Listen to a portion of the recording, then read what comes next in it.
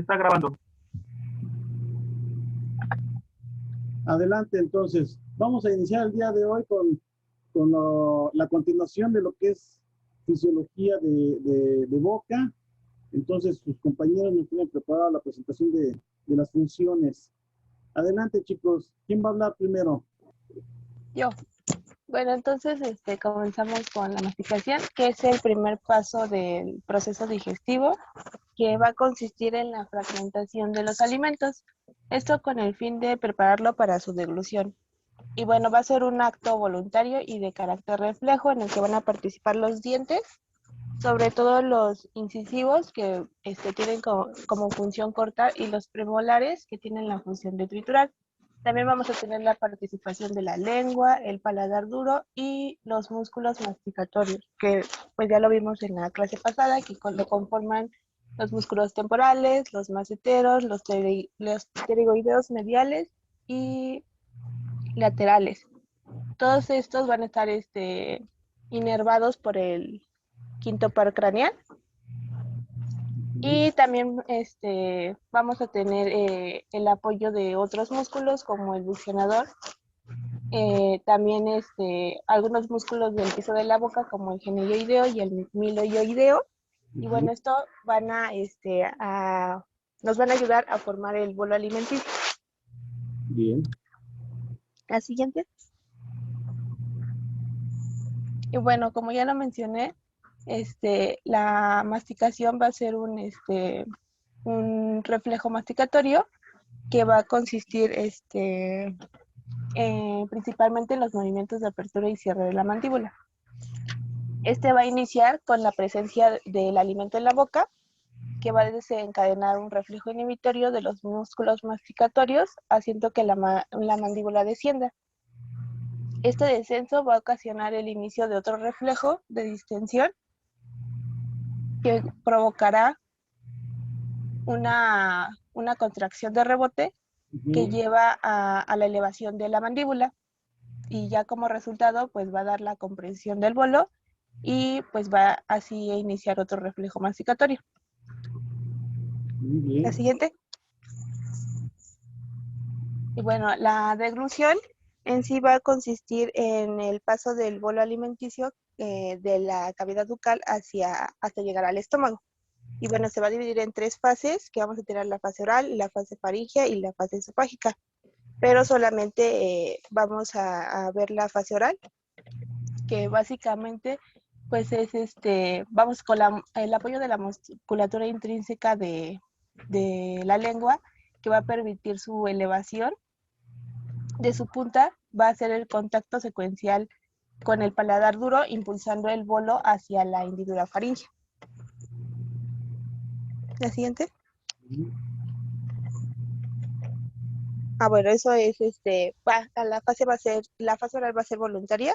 Sí. Y como ya lo mencioné, va a ser el contacto de la lengua con el paladar duro, de esta forma que va a estar impulsando el bolo hacia la hendidura faríngea.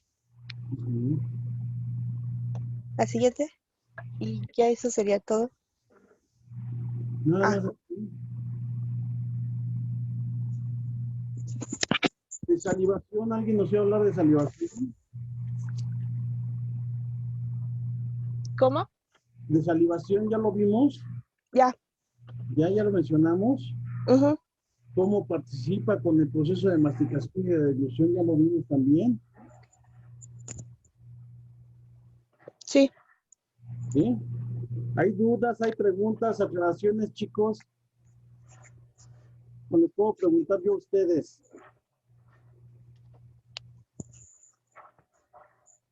No hay dudas, profe. No hay dudas, nos dice Mónica. Segurísimos.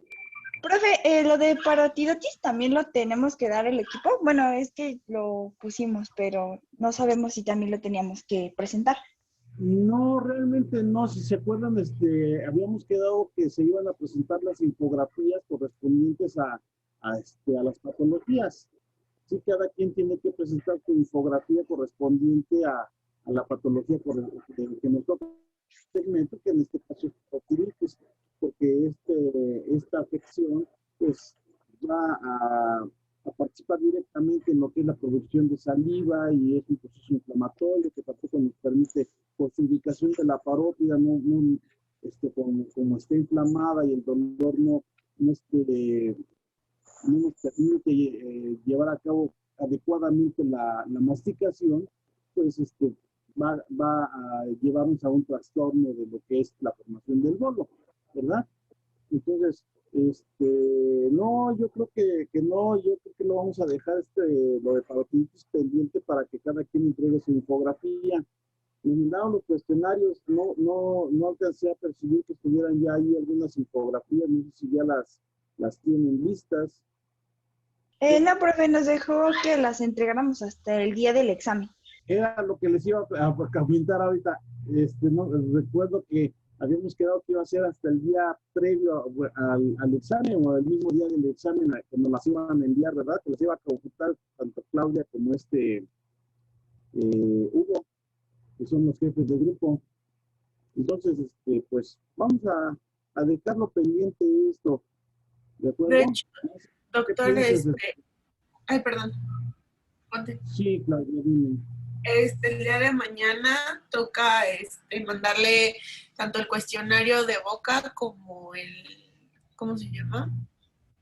Como la infografía de parotiditis. Ok, y ya te las están enviando, me imagino. Ya tengo algunos compañeros que ya lo subieron. Ok, perfecto, adecuado.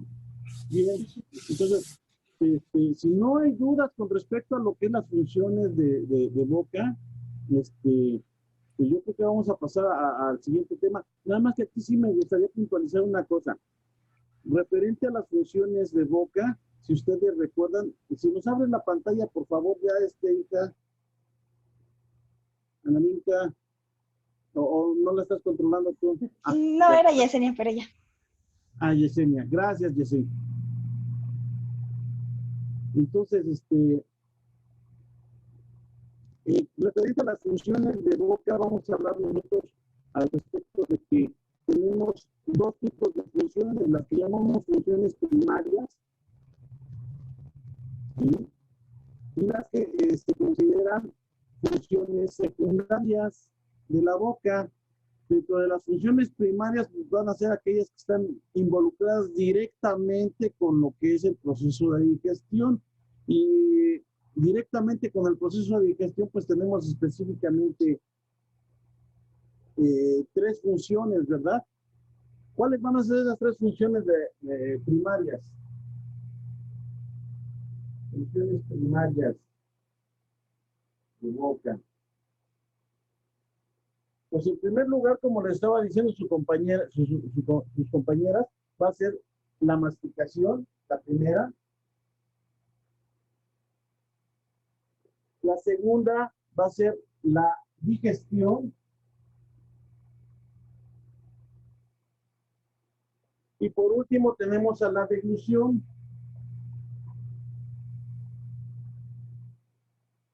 ¿Ok? Estas van a ser las tres funciones primarias que tiene la boca con respecto al proceso digestivo. Va a haber otras que les llamamos funciones secundarias.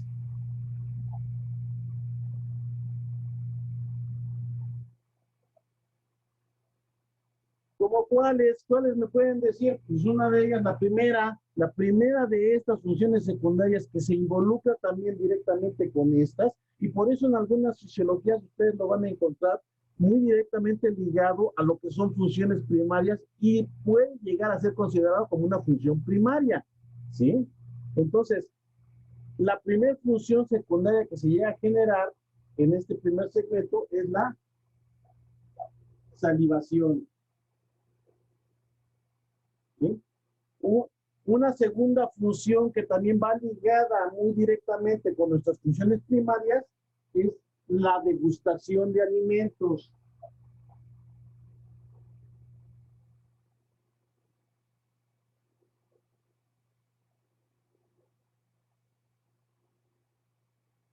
Otra que también va ligada a nuestras primeras funciones es la de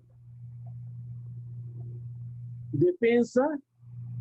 Y así nos vamos a seguir ya con el resto de las funciones secundarias que vamos a ver que va a variar el número de funciones secundarias que podamos encontrar, desde mencionar que hay autoclisis bucal, ¿sí? Que hay una función estética, que hay una función sexual, que hay una función en la comunicación, que también funciona como caja de resonancia para la formación de sonidos, que también tenemos la capacidad de articular palabras para el mismo proceso de comunicación, la función de determinación de cariotipos para determinación de aspectos legales, ¿verdad? ¿Sí? Etcétera, etcétera, etcétera. ¿Sí? Podemos encontrar muchas funciones secundarias, digo, por eso va a variar de un autor a otro autor las funciones secundarias. Aquí entonces, ¿dónde tenemos que hacer mayor hincapié? Tenemos que hacer mayor hincapié en nuestras funciones primarias. Y estas funciones primarias decimos nosotros, en primer lugar está la masticación. ¿Por qué la masticación? Porque la masticación es la que nos va a facilitar en la etapa de aporte nutricional al organismo, que los alimentos estén debidamente homogeneizados para poder continuar en el tracto digestivo y continuar con ese proceso de digestión para asimilar las sustancias que se requieran en el. Entonces tenemos que la masticación la vamos a considerar nosotros como un proceso, como un mecanismo degradativo físico en el que se están fragmentando los alimentos y se están combinando con la saliva. Esa saliva que ya se mencionó en clases anteriores, que se va a estar produciendo obviamente por las glándulas salivales, tanto las mayores como las menores. Las mayores también consideradas como anexas a la boca, que son las parotídas mandibulares y las sublinguales, ¿verdad? Y de las menores, que son las vestibulares, las palatinas, las linguales, ¿sí? Que van a ser consideradas estas como tales. Bien. Entonces, esto va a ser lo que conocemos como el proceso de masticación. Ese proceso de masticación, para que lleve a cabo adecuadamente esa formación del bolo, tiene que tener características particulares, como cuáles, que el alimento, el bocado que se lleva a proceso de masticación debe tener aproximadamente un diámetro de 3 a 4 centímetros de diámetro, ¿sí? Es un pedazo bastante pequeñito, no es tan exagerado como cuando nosotros vamos a comer rápidamente las hamburguesas allá afuera de la FES y que damos bocados de alimento de aproximadamente la mitad de la hamburguesa, ¿verdad?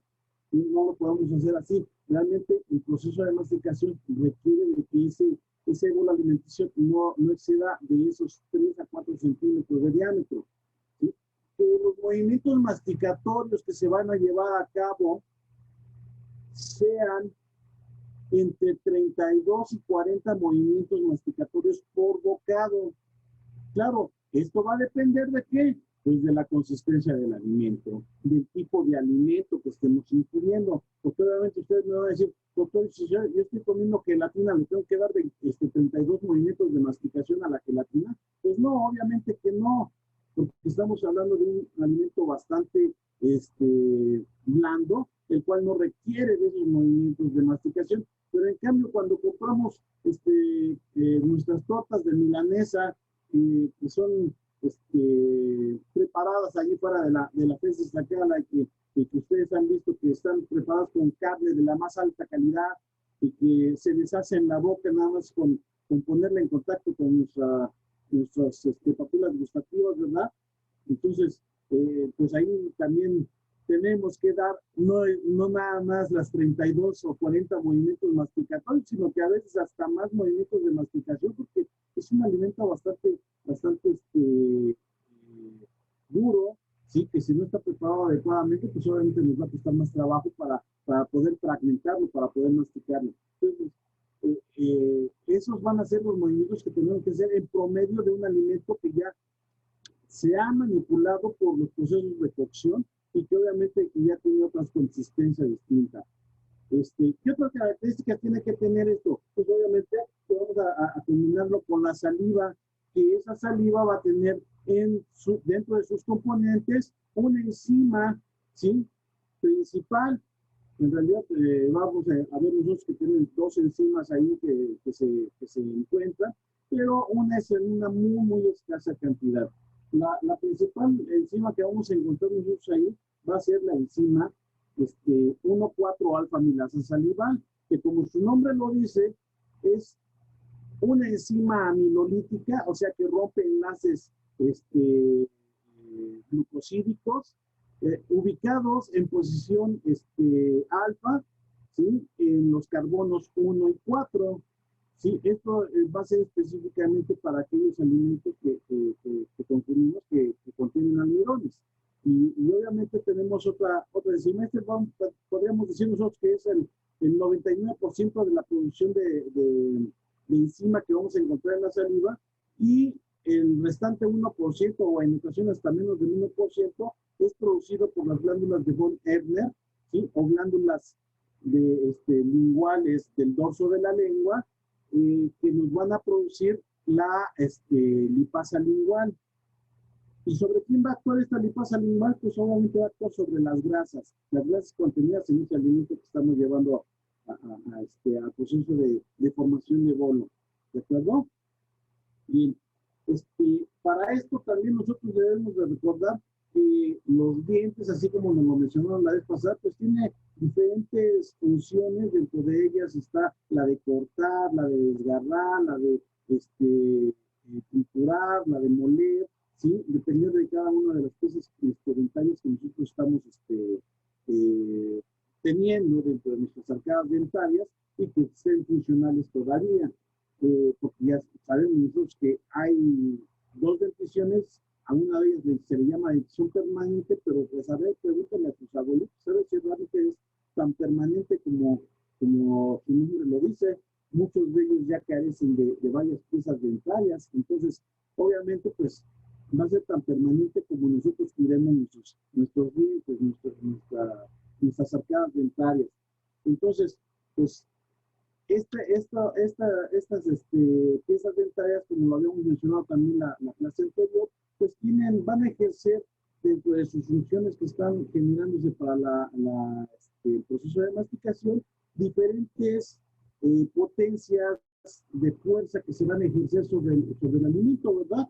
Entonces nosotros hablamos acerca de que los incisivos pueden ejercer una fuerza aproximadamente entre 50 y 60 kilogramos fuerza, que los caninos van a ejercer aproximadamente entre 60 y 80 kilogramos fuerza, los premolares alrededor de 80 a 90 kilogramos fuerza, y los molares, tanto los segundos como los terceros molares, que están más cerca del punto de apoyo, que es la articulación temporomandibular.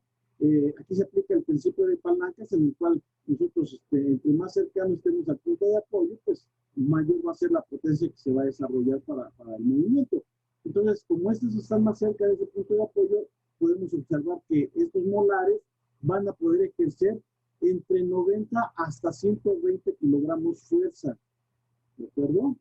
Entonces, todos esos son datos que nos van a ayudar para la formación de ese bolo alimenticio, que es lo que se va a estar generando con el proceso de masticación. Bien, entonces hablábamos acerca de que un segundo momento del proceso digestivo, o una segunda etapa del proceso digestivo, es la digestión. Y aquí vamos a encontrar directamente ligado a una enzima que ya mencionamos, que es la 1,4-alfa-amilasa salival. Y ya sabemos nosotros que esa 1,4-alfa-amilasa salival va a actuar directamente sobre los almidones, nos va a degradar, nos va a hidrolizar los enlaces glucosídicos en posición alfa en los carbonos 1 y 4. ¿Sí? Y por último, ya una vez que estos dos mecanismos, ¿sí?, masticación y deglución, y digestión, llevaron a cabo ese proceso de homogenización junto con la saliva, pues entonces nos vamos a ir a un tercer etapa, un tercer mecanismo de las funciones digestivas primarias, que va a ser la deglución. ¿Y esto cómo se va a llevar a cabo? Pues obviamente, como les estaba diciendo hace un momento sus compañeras, es un proceso directamente voluntario, ¿sí? En el cual nosotros, en el momento que consideremos que ya el bolo alimenticio está adecuadamente homogenizado, pues entonces lo que vamos a hacer es, en primer lugar, ese bolo alimenticio lo vamos a depositar en el centro de la lengua, ¿sí? Acto seguido, lo que vamos a tener que es tener cerrados los labios, los incisivos, bueno, las dos arcadas dentarias van a estar cerradas una contra la otra, ¿sí? Y vamos después de esto a aplicar el vértice de nuestra lengua contra los incisivos superiores. Sus compañeras traían una imagen en la cual se estaba viendo ese tipo de fenómeno que se está llevando a cabo, o sea, la aplicación del vértice de la lengua contra los incisivos superiores. Y de esta manera se va a retraer, así como está viendo mi mano, que se está aplicando contra los incisivos, que es mi mano izquierda. Entonces, vamos a ver nosotros que se forma una especie de tobogán, ¿sí? Una especie de resbaladilla, donde el bolo alimenticio dijimos que estaba aquí en el centro de la lengua, ¿verdad? Entonces, una vez que se aplicó este vértice de la lengua, pues el cuerpo y la raíz de la lengua se van a ensanchar, ¿sí? Se van a ensanchar y se van a retraer hacia abajo, formando esa especie de resbaladilla o de tobogán.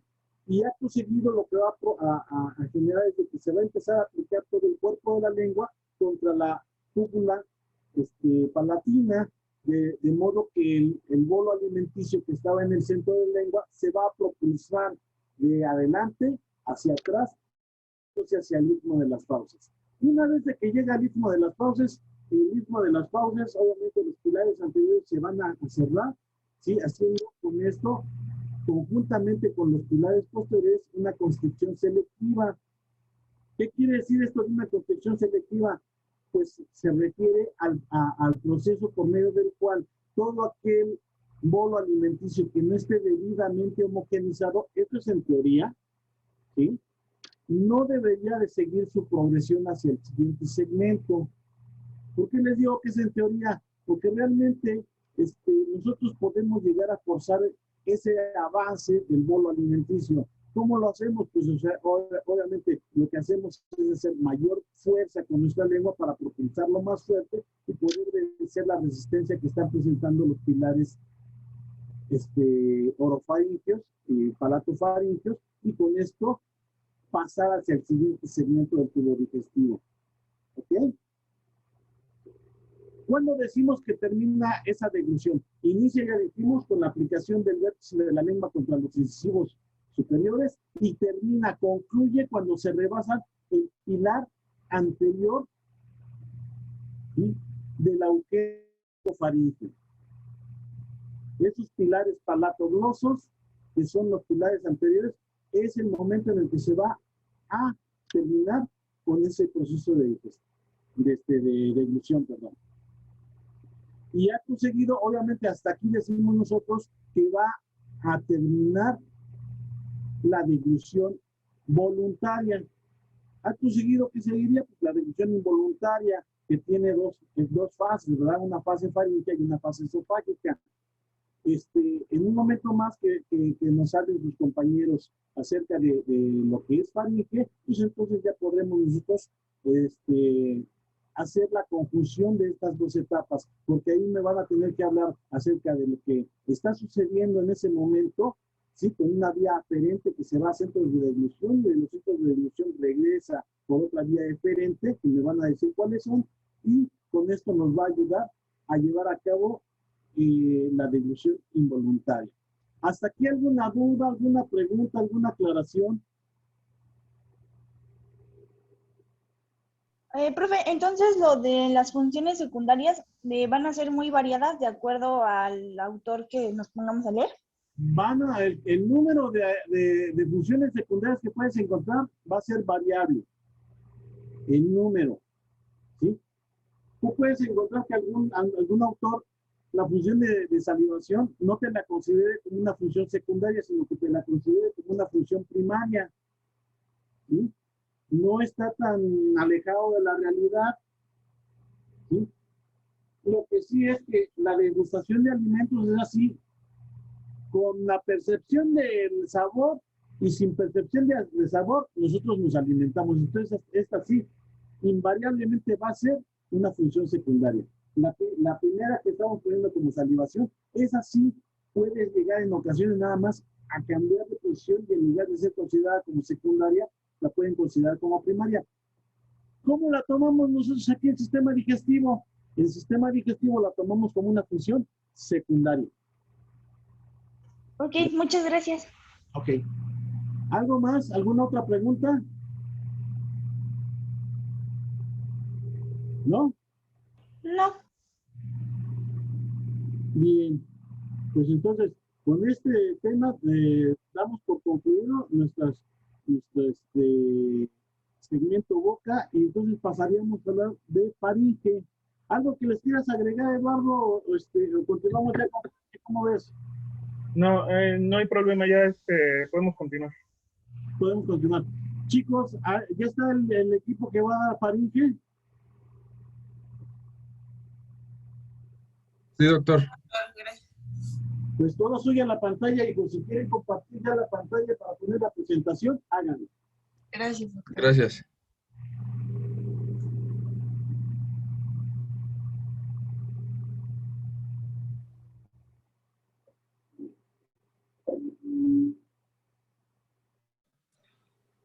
Ok, buenos días. Nosotros, tanto mi compañero Adrián, Hugo y yo, les vamos a presentar faringe y esófago. La que sigue, por favor. Bueno, no, la anterior. Gracias. Bueno, primero vamos a empezar. ¿Qué es la faringe? ¿Alguien quisiera participar o...?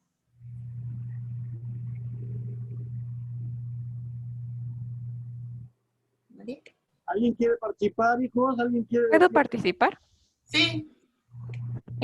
Bueno, va a ser un conducto musculomembranoso que va a conectar tanto nasofaringe, la boca, junto con la laringe o el esófago.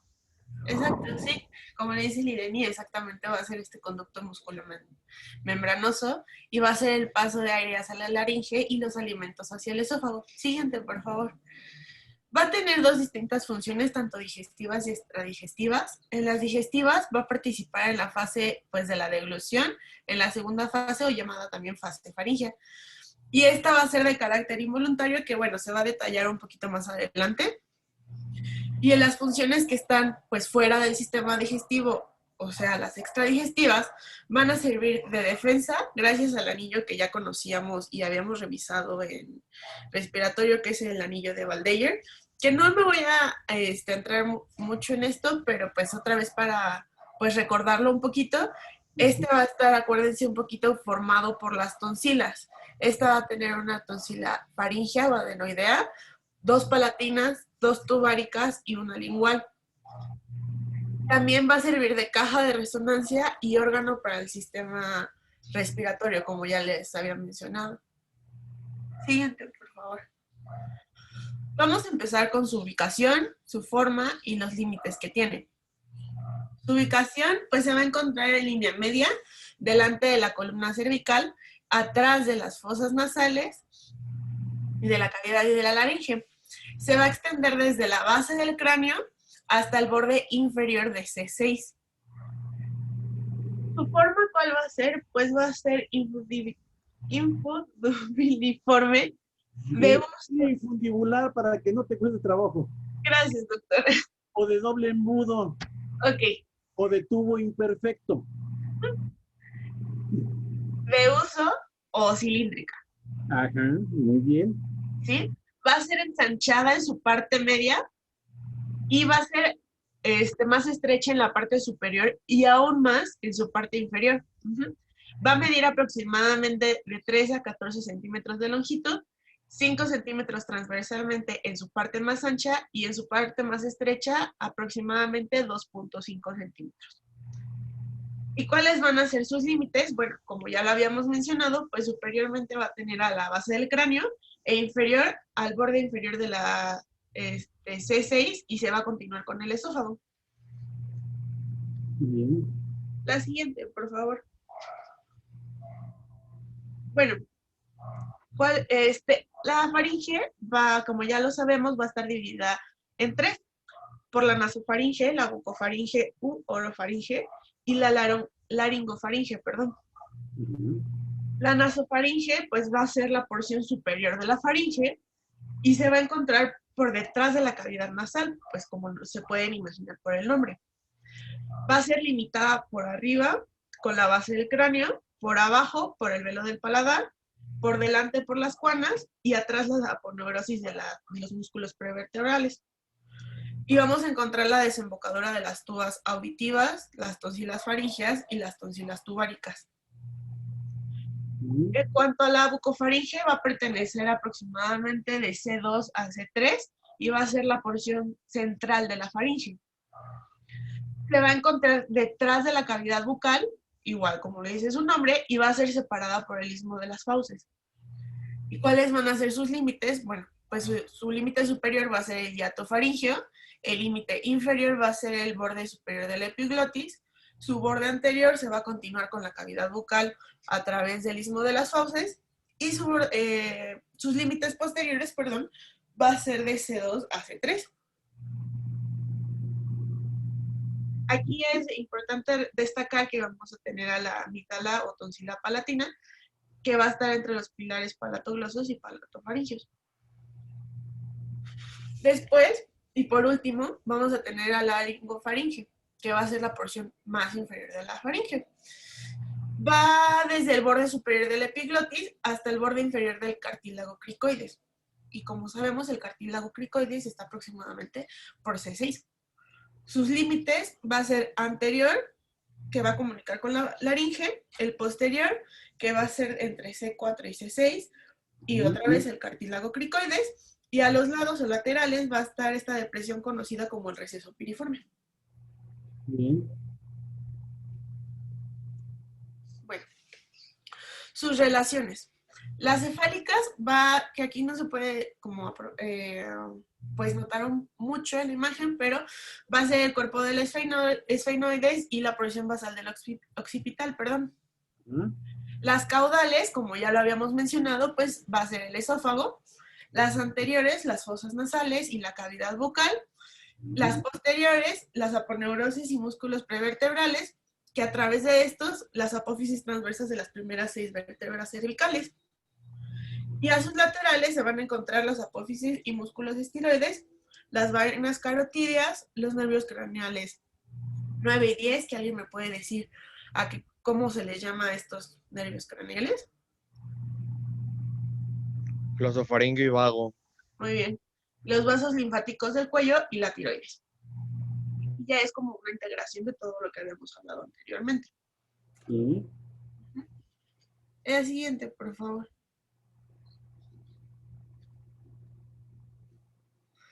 Bueno, después vamos a tener el riego sanguíneo de la faringe.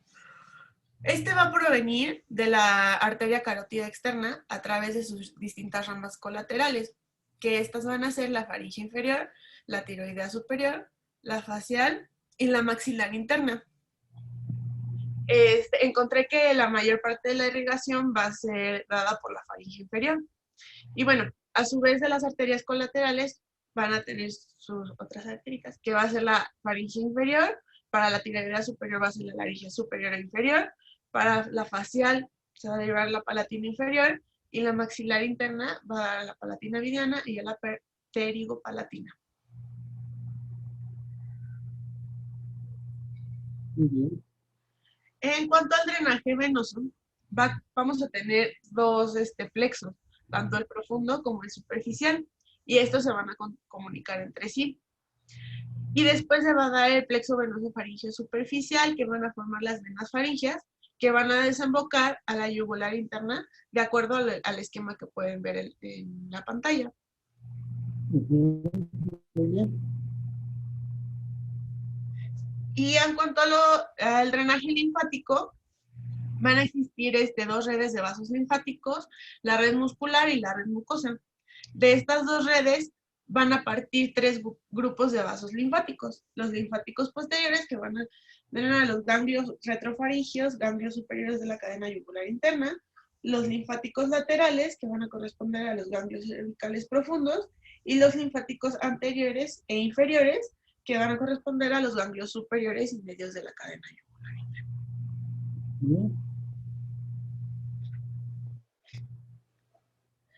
Y bueno, la inervación. Como sabemos, pues la inervación va a ser dada por el plexo faríngeo y esta va a ser tanto sensitiva como motora. Primero vamos a empezar con el nervio craneal 9, o como ya lo comentaron, que es el glosofaringeo, y va a ser principalmente sensitivo. ¿Y para qué va a ser motor? Nada más para el músculo estilofaringeo. El nervio craneal 10 o vago va a ser sensitivo en la porción laringofaringea y va a dar esta inervación motora a los músculos constrictores y elevadores. Perdón. El nervio craneal 5, que es el trigémino, va a dar inervación sensitiva y motora para el tensor del paladar, y el ganglio cervical superior, que va a dar los fenómenos vasculares y secretorios.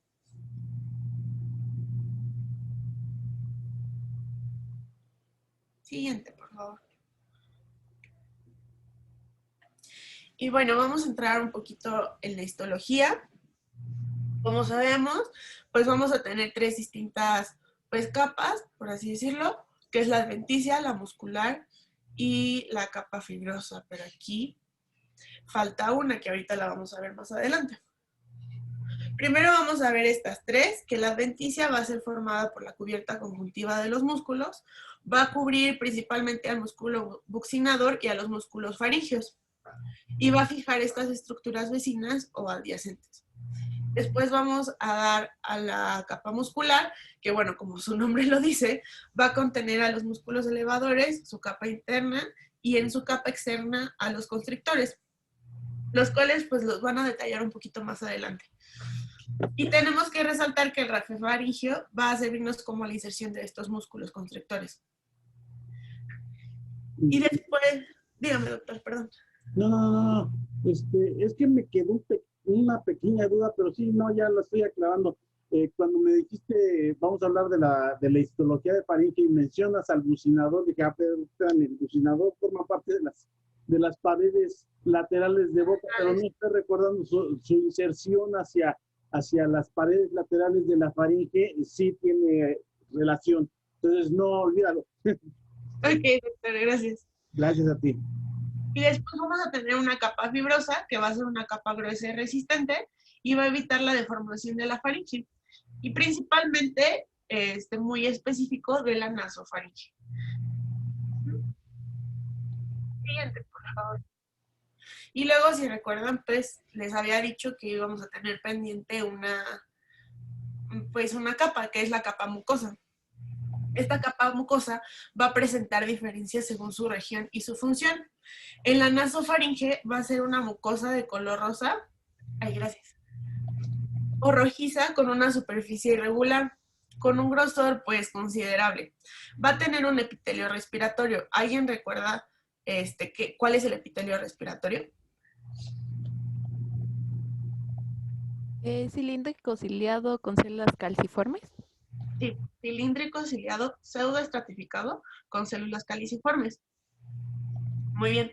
Va a tener una lámina propia con tejido fibroelástico y va a tener una gran cantidad de tejido linfoide.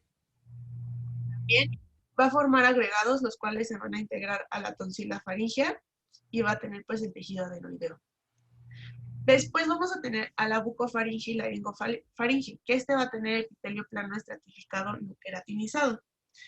La bucofaringe, a ver si le puedes dar la que sigue, por favor. Ahí está. Va a tener una mucosa de color rosa pues pálido y va a tener una superficie regular y delgada. ¿Por qué va a tener un epitelio plano estratificado no queratinizado? Pues va a ser por el desgaste continuo del paso de los alimentos. Y este epitelio, su función va a ser proteger y funcionar como una barrera de roce o de labración. Y pues como lo había mencionado, pues en la laringe también se va a tener este tipo de epitelio, pues en esta porción también va a estar expuesta a los alimentos. Y tenemos que resaltar que en toda la extensión de la mucosa faríngea va a poseer glándulas de secreción mixta, tanto de mucosa como serosa.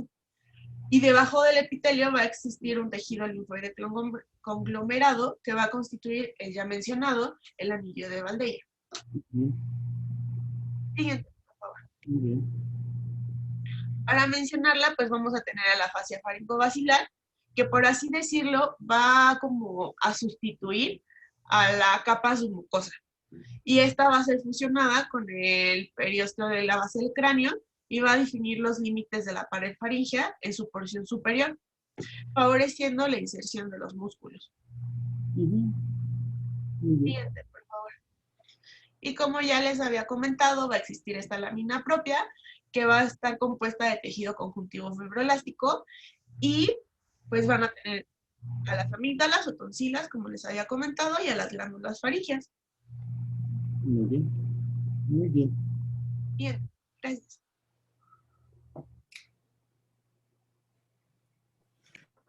Bien, ahora yo les voy a hablar sobre la musculatura de la faringe.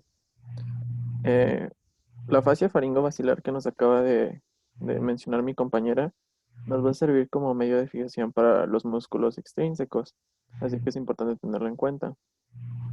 La túnica muscular va a estar compuesta por musculatura esquelética estriada y vamos a tener a dos tipos de músculos, los músculos constrictores y los músculos elevadores o dilatadores. A los constrictores también se les van a llamar intrínsecos y a los elevadores extrínsecos. Dentro de los músculos constrictores vamos a tener al superior, medio e inferior. El superior va a tener una forma de cuadrilátero, el medio va a tener una forma triangular y el inferior va a tener una forma romboidal. En su fascículo inferior, se va a entrecruzar con las fibras circulares internas del esófago para formar el esfínter faringoesofágico o esofágico inferior, que también se le llama así. Y en cuanto a los músculos elevadores y dilatadores, que como ya les mencioné, también los llamamos extrínsecos, vamos a tener al salpingofaringio, al estilofaringio y al palatofaringio. Todos estos músculos, excepto el estilofaringio, van a estar inervados por el nervio vago y el estilofaringio por el noveno par craneal. ¿Le puedes cambiar, por favor?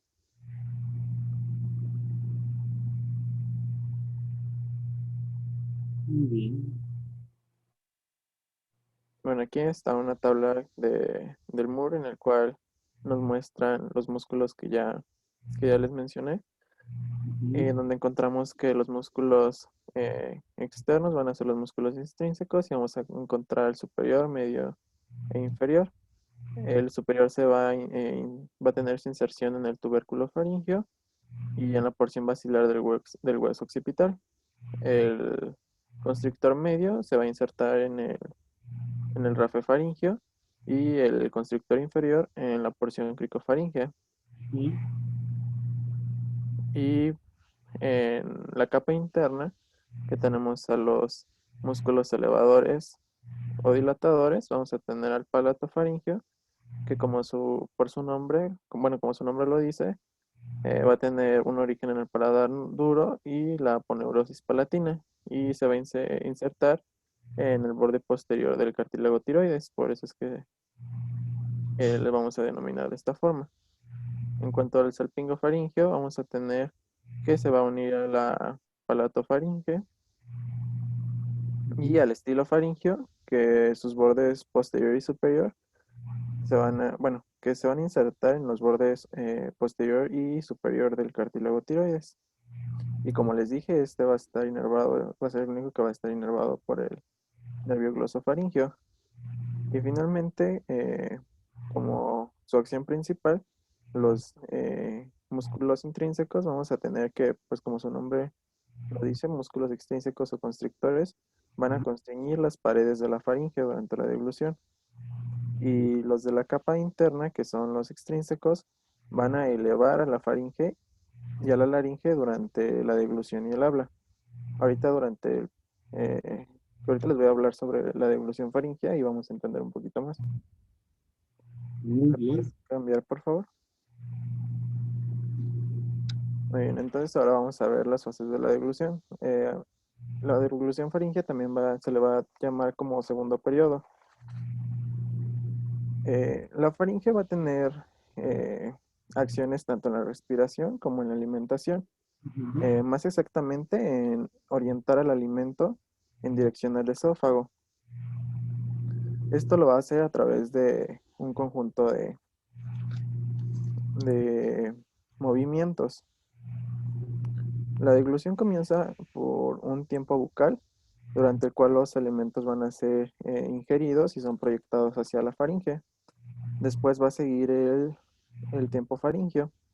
En este se va a conducir el bolo alimenticio al esófago. Para poder llevar este proceso vamos a se tienen que realizar un conjunto de acciones complejas y al mismo tiempo son simultáneas. Primero vamos a tener que se va a cerrar el istmo de las fauces. Esto para asegurar esto se va a asegurar por la contracción de los arcos del velo del paladar y el ascenso de la lengua, y va a tener contacto con este velo. Después va a hacer el cierre de las cavidades nasales.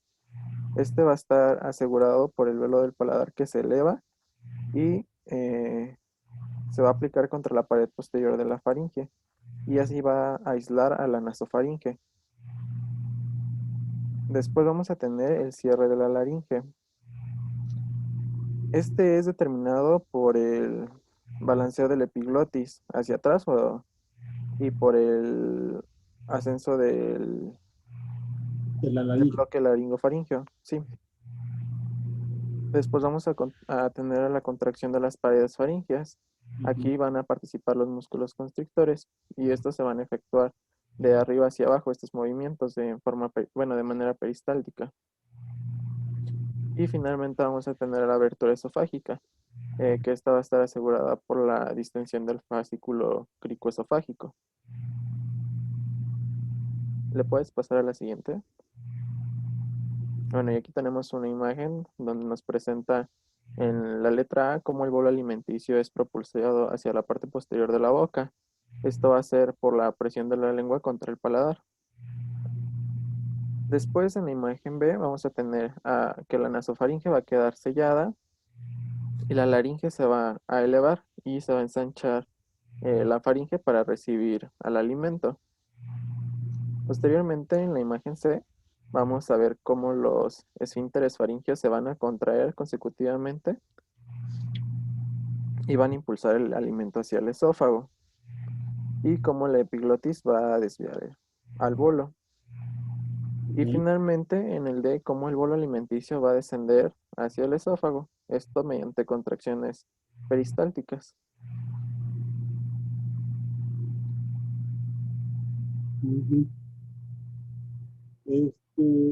¿Se van a seguir ustedes con el esófago también, hijos? ¿No, verdad? Sí, doctor. Sí, doctor, nos tocó dos temas. No, yo creo que vamos a interrumpir ahorita. Dudas, chicos, que tengan con respecto a faringe. Estuvo muy bien sintetizado, estuvo muy bien condensado toda la información que nos dieron sus compañeros. Entonces, quisiera saber si hay alguna duda, alguna pregunta, alguna aclaración que quieran que hagamos con respecto a faringe. Yo tengo una, y se las comenté ahorita que estaba hablando acerca de lo de boca.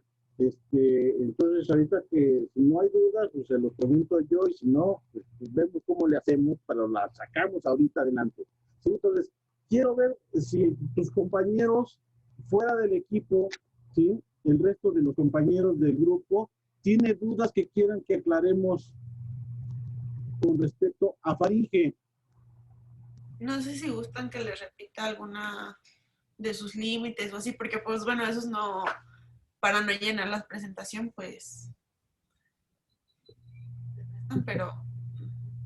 Perdón, ¿sí me escuchan? Sí, doctor. Mira, no sé si podamos volver otra vez a comentar los cuerpos vertebrales que se encuentran en cada porción de la faringe, porque luego a veces eso es preguntado. Entonces, Sí, doctor. preguntan a veces nasofaringe, está abarca tales vértebras, orofaringe tales vértebras y laringofaringe tales vértebras. Ándale, eso está perfecto. Sí, ok. Bueno, la nasofaringe va a abarcar de la vértebra C1 a C2 aproximadamente. La bucofaringe u orofaringe va a abarcar de C2 a C3. Y la laringofaringe va a abarcar, aproximadamente de la vértebra C4 a C6. Sí, o sea, abarca tres vértebras, tres cuerpos vertebrales en la última porción, ¿no? O sea, la última porción que es la última porción que es la laringofaringe abarca C4, C5 y C6. Dicho sea de paso, entonces es la porción más larga, ¿no? Y en el caso de la orofaringe, sí, como tú bien dices, abarca C2 y C3 sobre todo, ¿sale? C3 es el cuerpo vertebral que tiene mayor proyección con la orofaringe. Aprovechando esa imagen, podemos delimitar, ¿no? Podemos delimitar en este caso a las tres porciones. En la parte de arriba, en la parte superior, la nasofaringe o rinofaringe también llamada, en este caso va a tener como límite superior al cuerpo del esfenoides y al proceso basilar del occipital, que se va a ser su limbigia o adenoides, que es el par, ¿no? Se fue tu audio, Eduardo.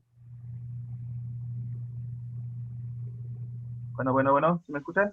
Sí, ahora sí ya. Ah, ok, es que luego como que se traba. Entonces, en la parte superior se encuentra el proceso basilar del occipital y el cuerpo de los esfenoides. Ahí importante mencionar que hay un receso, de hecho lo estoy señalando y va a salir en el video, un receso llamado receso nasofaringio, ¿no? Receso faringio, y ahí es donde se aloja la amígdala faringea o adenoides. El límite inferior de la nasofaringe, y que dicho sea de paso sería el límite superior de la orofaringe, es en este caso el borde posterior del velo del paladar, ¿vale? Entonces, el borde posterior del velo del paladar forma el límite inferior de la nasofaringe, pero a su vez el límite superior de la orofaringe. ¿Cuál es el límite inferior de la orofaringe, que a su vez es el límite superior de la laringofaringe? Bueno, algunos libros comentan que el borde superior del cartílago epiglotis, ¿sí? Ese se considera como límite superior. Sin embargo, hay otros libros que comentan que es más bien el borde superior del hueso yoides, ¿sí? Que se considera como límite superior, ¿vale?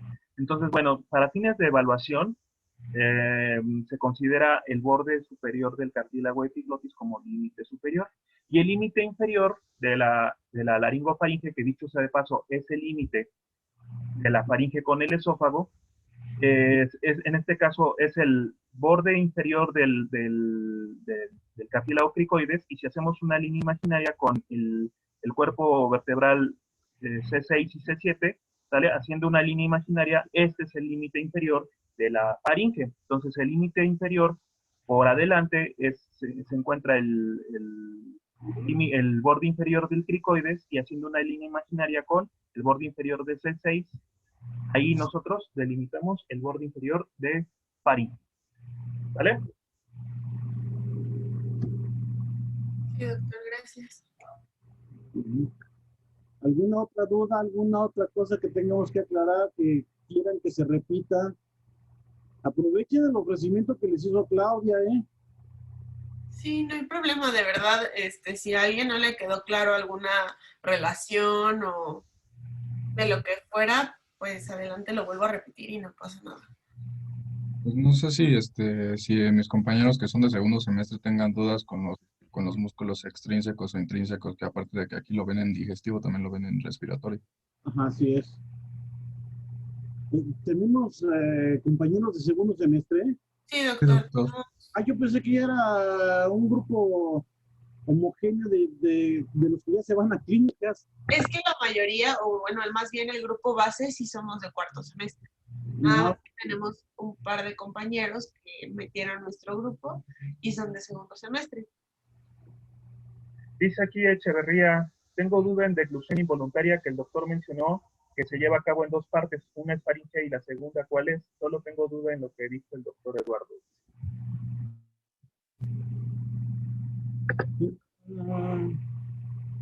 Ok. Bueno, ahorita les explico porque quiero aclarar lo que les pregunté yo en la deglución voluntaria, en la deglución oral. Quiero aclararlo conjuntamente en el pizarrón para aprovechar y hablar acerca de las vías aferentes y eferentes para el proceso de deglución. ¿Sí? Entonces, vamos a aprovechar con respecto a lo que nos está preguntando ahorita, ¿quién fue? ¿Diana? No fue Diana, ¿verdad? Compañero Jessica. Perdón, Jessy. Entonces, vamos a ver el proceso de deglución.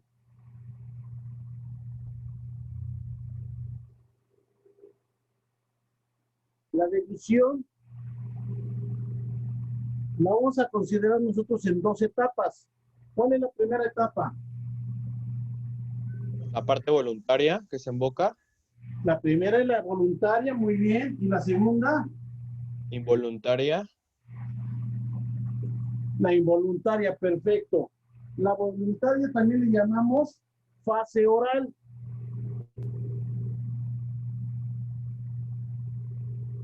Y la involuntaria se va a dividir en 2 fases. La fase faríngea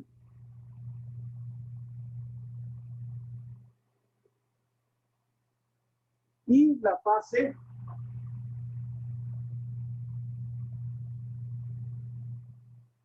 esofágica.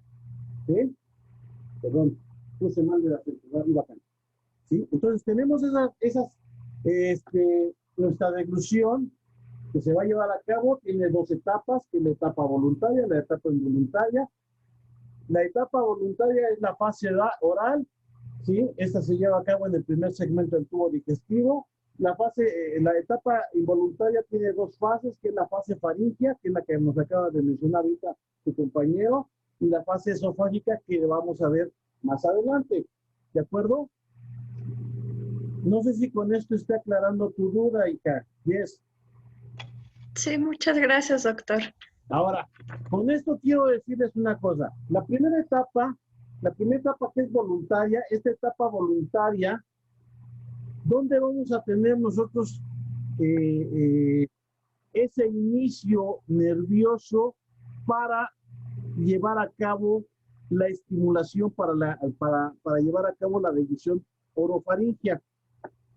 ¿Sí? Para pasar de boca hasta faringe. ¿Dónde se va a llevar a cabo? Pues obviamente se va a llevar a cabo una vez que nosotros ya tenemos formado el bolo alimenticio y que depositamos ese bolo alimenticio en el centro del cuerpo de la lengua, en el dorso de la lengua, ¿sí? Vamos a cefalizar la información, o sea, en nuestra corteza cerebral vamos a llevar a cabo el proceso de cefalización para dar la orden de contraer nuestros músculos, todos nuestros músculos que van a contribuir para la deglución y que van a ser los que van a participar directamente, como son los músculos de la lengua, los músculos del piso de la... ¿sí? Y los músculos del istmo de las fauces. ¿De acuerdo? ¿Cuáles son los músculos de la lengua que van a participar? Pues conjuntamente todos. Los intrínsecos y los extrínsecos. ¿Por qué? Porque algunos nos van a ayudar a aplicar la lengua contra los incisivos superiores, otros nos van a ayudar a retraer la lengua hacia abajo, ¿sí? Nos van a ayudar a ensancharla y nos van a ayudar posteriormente a contraerla para propulsar el alimento hacia los pilares anteriores y posteriores del istmo de las fauces. Entonces, prácticamente están participando todos. Dentro de los músculos del piso de la boca, ¿cuáles van a participar? Principalmente participa lo que llamamos y conocemos nosotros como el diafragma bucal, que es el principal músculo que va a participar en esa deglución, ¿sí? Va a ser un músculo accesorio que nos ayuda a participar en esa deglución y que es el músculo miloioideo. ¿De acuerdo? ¿Pueden participar otros músculos? Sí, sí, obviamente, conjuntamente con los que están formando ese piso de la boca, pueden participar también. ¿Quiénes son? Pues puede participar el genioglosso, puede participar el genioioideo, puede participar, ¿cuál me falta? el diente anterior del digástrico, que también ayuda para contraer parte del piso de la boca, ¿sí? Pues todos estos músculos, pero ya son su participación menos importante, ¿ok? Decíamos después, del istmo de las fauces participan también músculos que están formando parte de ese istmo de las fauces. ¿Cuáles músculos? Pues principalmente hablamos acerca de los músculos que están formando el velo del paladar, el tercio posterior de nuestro paladar, ¿sí? Y ese es móvil y que está formando básicamente por músculos, ¿sí? ¿Cuáles músculos? Pues el elevador de la úvula, el tensor del velo del paladar, el elevador del velo del paladar, ¿sí? El palato gloso que nos forma el pilar anterior de nuestro istmo de las fauces, y obviamente los músculos que están formando la raíz de la lengua. ¿Ok? Pues todos estos músculos que están circunscribiendo al istmo de las fauces van a participar en este proceso de deglución voluntaria. ¿Quién nos está inervando? Pues la mayoría van a estar siendo inervados por el componente motor del nervio vago, ¿sí? Solamente algunos van a estar inervados por el componente motor del nervio trigémino, ¿sí? Y ojo, esa es pregunta de examen. ¿Qué músculos están inervados por el trigémino? Entonces, acuérdense que hicimos un cuadrito en el que estábamos integrando toda esa información. Entonces, hay que ver cuáles son los músculos, y principalmente de aquí del istmo de las fauces es uno en particular que está inervado por el trigémino. Bien. Entonces, después de ahí nos vamos, toda esta etapa de deglución oral obviamente fue voluntaria, cefalizándolo en nuestra corteza cerebral y de ahí mandando la información a través de los pares craneales en su componente motor a todos nuestros músculos para llevar a cabo esta deglución oral. ¿Ok? Después viene que vamos a formar nosotros, ahora sí, lo que les estaba preguntando yo hace un rato, ¿sí? Los componentes para nuestra segunda etapa involuntaria, requerimos de conocer las aferencias, centros de integración y eferencias del estímulo para la deglución involuntaria, ¿sí? Que van a llevar a cabo esa estimulación tanto en la fase faríngea como en la fase esofágica, y que son preguntas de examen. Vamos a ver cómo se forma esta vía aferente.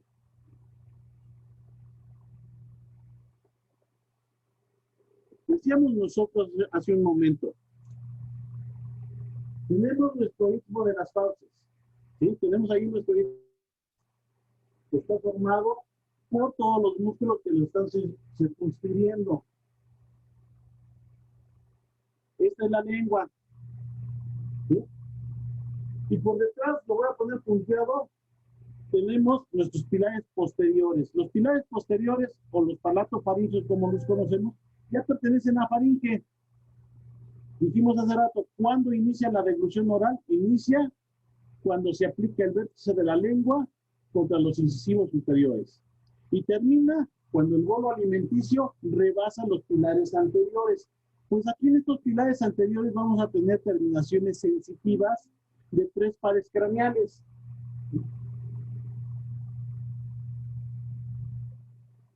¿Cuáles van a ser esos pares craneales? Van a ser el trigémino, el vago y el glosofaringio. Estos 3 nervios en su componente sensitivo nos van a formar la vía aferente.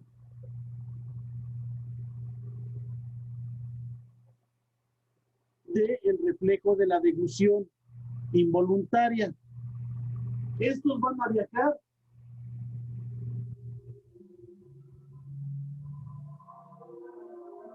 hacia la médula oblonga en bulbo raquídeo, ¿sí?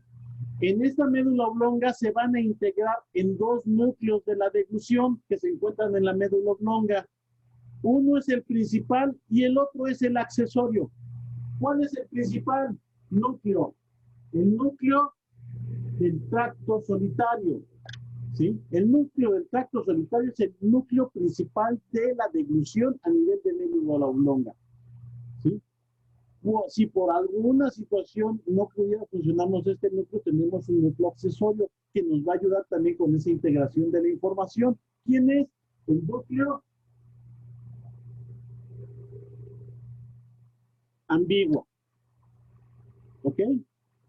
Entonces, todo esto en médula oblonga, en bulbo raquídeo, vamos a encontrar que se va a integrar para este reflejo de la deglución.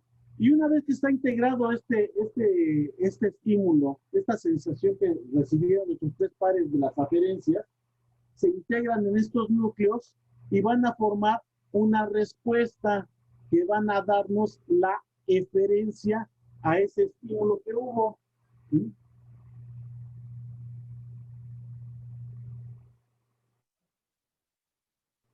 Esta eferencia va a estar compuesta por 4 nervios craneales.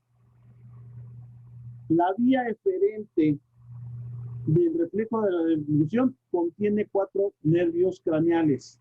¿Cuáles van a ser esos 4 nervios craneales? Pues van a participar los 3 primeros que ya conocemos, que participaron en la aferencia. Ahora en su componente motor o estimulador van a tener la eferencia, y es el nervio trigémino, el nervio vago, el nervio glosofaringeo. ¿Y cuál es el que se va a agregar? Se va a agregar el nervio espinal. Entonces, estos van a ser los componentes de la eferencia. ¿Sí? El componente eferente del reflejo de la deglución está compuesto por esos 4 pares craneales. ¿Hacia dónde se van a dirigir? Pues se van a dirigir hacia las porciones de la faringe y del esófago para mandar la información correspondiente para que se lleven a cabo los estímulos necesarios para llevar a cabo todas esas funciones de la deglución faríngea, deglución esofágica, que son parte de la deglución involuntaria. ¿Hasta aquí alguna duda? ¿Alguna aclaración?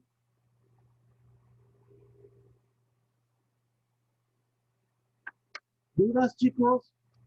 Se me hace que ya se fueron a desayunar, Eduardo. Doctor. No, aquí No, Aquí doctor, aquí estamos. Aquí andamos. Ninguna duda. Segurísimos. Esto era lo único que me quedaba pendiente, tanto hablar de lo de deglución oral como de deglución involuntaria en fase faríngea y esofágica.